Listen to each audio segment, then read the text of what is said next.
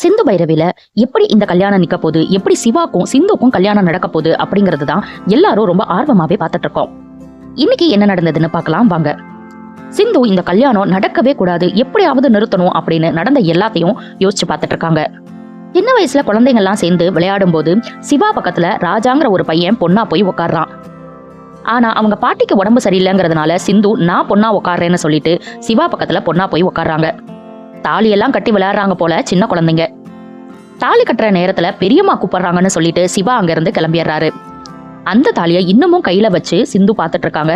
எப்படியாவது சிவாவை கல்யாணம் பண்ணியே ஆகணுங்கிற உறுதியோட. உங்க அம்மா அப்பா வந்தோன்னே அவசர அவசரமா அந்த தாலியை ஒளிச்சு வைக்கிறாங்க. என் மருமக தங்க விக்கிரகம் மாதிரி இருக்கா அப்படின்னு அன்னபூர்ணி வந்து சொல்றாங்க. சரி மேடைக்கு கூட்டிட்டு போலாம் அப்படின்னு சொல்லிட்டு பைரவிய கூட்டிட்டு வர சொல்லிட்டு அந்த இடத்துல இருந்து கிளம்புறாங்க. கல்யாணத்தை நிறுத்த மகாவும் ட்ரை பண்ணிட்டு இருக்காங்களே, அவங்க வந்து பைரவி கிட்ட உன்னை அம்மா கூப்பிடுறாங்கம்மான்னு சொல்லி அனுப்பிட்டு தனியா பேசுறாங்க சிந்து கிட்ட. உன்னை நினைச்சா கொஞ்சம் பாவமா இருக்குமா, அன்னபூர்ணி அக்கா ரொம்ப நல்லவங்க, ஆனா இந்த ஆறுமுகம் இருக்கானே செம்ம கோவக்காரன். எனக்கும் உன் வயசுல ஒரு பொண்ணு இருக்கா, அந்த பொண்ணுக்கு இந்த மாதிரி ஒரு பையனை கல்யாணம் பண்ணணும்னா நான் கண்டிப்பா ஒத்துக்க மாட்டேன். உங்க அம்மா அப்பா எப்படி ஒத்துக்கிட்டாங்கன்னே தெரியல. சரியான முரட அவன், எப்ப அடிப்பான்னு தெரியாது, எந்த வம்பை இழுத்துட்டு வருவான்னு தெரியாது. உன்னை பார்த்தா ரொம்ப பாவமா இருக்குமா, நான் சொல்றது உனக்கு புரியும்னு நினைக்கிறேன் அப்படின்னு சொல்லிட்டு அங்க இருந்து கிளம்புறாங்க. சும்மாவே இந்த கல்யாணத்தை நிறுத்தணும் தான் சிந்து இருக்காங்க, இதுல இது வேற. மேடைக்கு பொண்ணு மாப்பிளைய கூட்டிட்டு வர்றாங்க. ரொம்ப சந்தோஷமா இருக்காங்க அன்னபூர்ணியும் அவங்க ஃபேமிலியும்.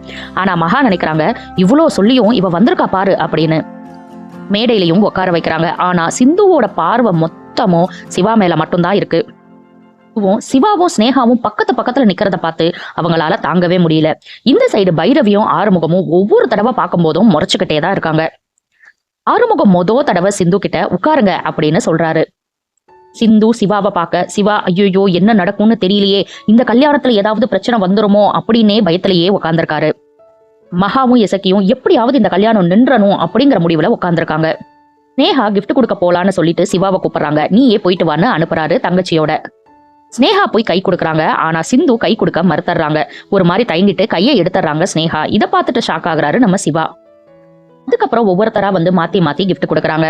சத்யராஜ் வாங்க நம்ம குடும்பத்தோட போய் ஒரு போட்டோ எடுத்துக்கலாம்னு கூப்பிட பைரவி வேணான்னு சொல்றாங்க. அதுக்கப்புறம் கம்பல் பண்ணி பைரவிய மேடைக்கு கூட்டிட்டு போறாங்க. இப்போ ஆறுமுகம் சத்யராஜ் கிட்ட, என்ன மாமா உங்க ரெண்டாவது பொண்ணு போட்டோக்கு கூட சிரிக்க மாட்டாளா, எப்ப பார்த்தாலும் மூஞ்சி உருன்னு வச்சிருக்கா அப்படிங்கிறாரு.